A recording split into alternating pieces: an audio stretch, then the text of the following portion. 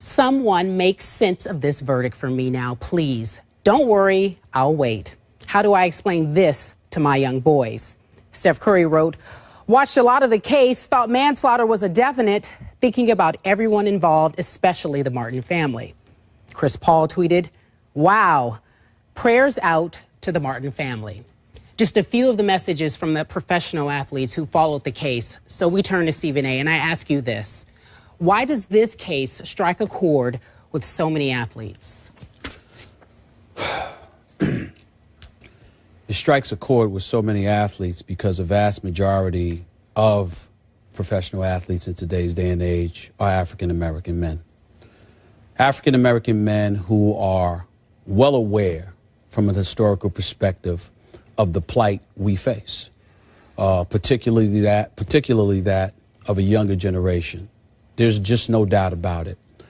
To sit here and say that I'm disgusted with the verdict, I think I speak for a lot of people within the African-American community. When the verdict came down, it was stunning, it was depressing, it was hurtful.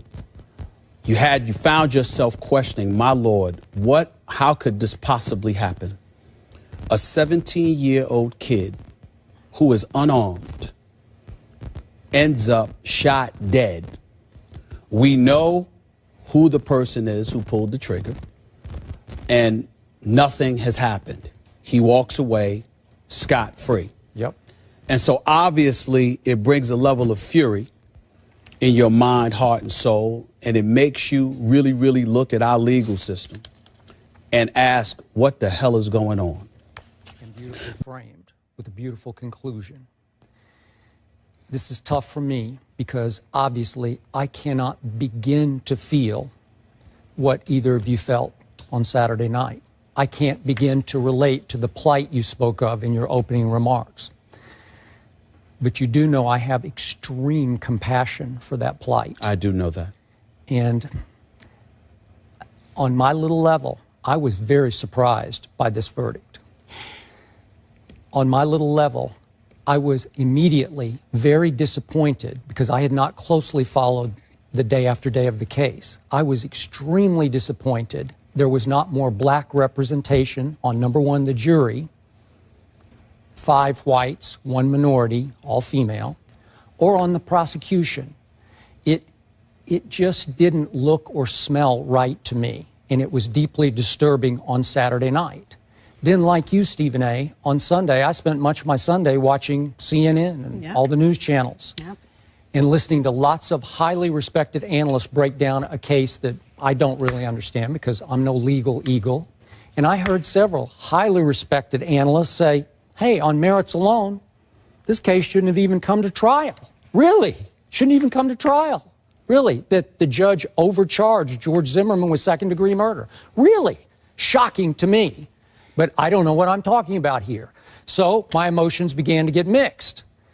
All I know for sure is a 17-year-old is gone, and it was avoidable to me. And I stand by what our president said, and you already quoted him. We're a nation of laws and a jury has spoken. And yet, in the end, the best tweet I read, in and out of sports, came from one Michael Vick. Did you read Vick's tweet? No, what did he say? It was so beautiful and so profound and so moving for me. Michael Vick tweeted, and this is, again, I don't need to remind you, this is a man who spent almost 2 years in jail after being convicted as the ringleader of a dogfighting ring. And obviously many in the black community had big issues with that. Yes. But this was a Michael Vick who has come far enough to tweet, I feel so bad for the Martin family. We have a long way to go in America, do we? But, he continued to tweet, please, y'all, don't do anything stupid. Let God be the final judge. Amen. Should Cooper be suspended? Well, the immediate answer to that is absolutely, Skip Cassidy. He should be suspended. But I say that only because we're talking about an NFL with a commissioner in Roger Goodell that has made an example of several individuals who have transgressed under his stewardship as the commissioner of the NFL. If you impugn the integrity of the National Football League in any way, You don't need a court of law to convict you. Roger Goodell will do that himself and hand down punishment. And so we've seen people, whether it's DUIs, whether it's accusations of misbehaving or whatever the case may be, anything that falls under the guise of impugning the integrity of the National Football League because you're associated with them and you've brought negative publicity in their direction, you're going to be punished. The Philadelphia Eagles fined Riley Cooper. I'm not surprised there. I've worked in Philadelphia for 16 years as a reporter and a columnist, as you know, Skip. And I know that Jeffrey Lurie is a first-class individual and the organization is first class. Even if Riley Cooper wasn't so inclined to be apologetic on his own, trust me, the Philadelphia Eagles were going to address that with the level of fervor it deserves. So I'm not surprised there. And I do expect that Roger Goodell may suspend him. But let me say a couple of other things, Skip, if you don't mind me adding this. Number one, I accept Riley Cooper's apology. I think that he exhibited a strong level of contrition. He was apologetic. What more can you do from that level? He talked about his parents, how he wasn't raised that way. He talked about how disgusting of a word it was, how embarrassed he was to find himself in this situation. Watching him, I accept his apology on face value. That's number one. Number two, I applaud Michael Vick in saying what he said, because as a leader of the Philadelphia Eagles, as a teammate and as an individual who has clearly made his own mistakes in his past, he's sensitive to the fact that somebody can really, really screw up and they may need some support. And he also said that he spoke to Riley Cooper man to man about that. I also applaud Jason Avant and what he said, because he talked about how this is not something that can easily be swept under the rug. And he's absolutely right, because Riley Cooper, a lot of his teammates are brothers, and he's going to have to deal with the brothers for a long time to come, because the manner and the ease with which he said what he said and the way it seemed to so easily ooze out of his mouth is something that is going to resonate with dudes in that locker room. Make no mistake about it. I think I heard Hugh Douglas allude to that yesterday, and he's absolutely on the money. So I want to sit there and acknowledge Jason Avant and Michael Vick's words. But having said all of that, my focus, me, Stephen A. Smith, is this. We also have to look within our own community. You know, the reality of the situation is that, if there's a black person that tells you they never use that word, I'm going to call them a flaming hypocrite. Amongst ourselves, at some point in time or another, we've used that word. But at the same time, in the world of professional sports, you walk into a clubhouse, Skip, you walk into a locker room, you not only hear the music blaring, but you see the way dudes communicate with one another with such ease, with white folks standing right around them, including reporters. And so at some point in time, we have to ask ourselves, despite the obvious historical context, despite that being the obvious point, is it just as simple as that? As somebody spewing a racial epithet or using that word? Or do we have something to do with it in terms of the ease with which and the comfort with which other people feel they can use it because of our use of the word? And by us, I say us, meaning myself included. I'm not talking about other black people. Yeah. I'm talking about me too. It's something that, as you've said many times in the past, Skip, should be completely omitted and eradicated from our language altogether, and you're absolutely right. You covered a lot of ground there, my friend. To your last point, that's a very separate issue, a black man using that word to a black man, than what I'm about to talk about. Yes, it is. Let's keep it right here for this moment. That's an issue you can address that I cannot address, Stephen A. I don't know what that feels like, but I do know this issue.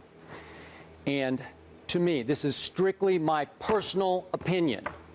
I would have cut Riley Cooper on the spot yesterday.